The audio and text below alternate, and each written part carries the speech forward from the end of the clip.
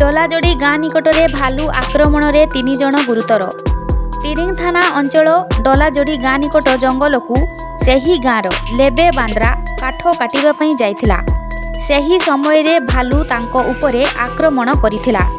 ଚିତ୍କାର କଲାପରେ ନିକଟସ୍ଥ ଅଞ୍ଚଳର 2 ଜଣ ବ୍ୟକ୍ତି ସେଠାକୁ ଯାଇ ପହଞ୍ଚି ବ୍ୟକ୍ତିକୁ ଉଦ୍ଧାର କରିବା ପାଇଁ ପ୍ରୟାସ କରିଥିଲେ। ହେଲେ ସେହି 2 ଜଣଙ୍କୁ ମଧ୍ୟ ଭାଲୁ ଆକ୍ରମଣ କରିଥିଲା ଏବଂ ଜଙ୍ଗଲକୁ ପଳାଇ ଯାଇଥିଲା।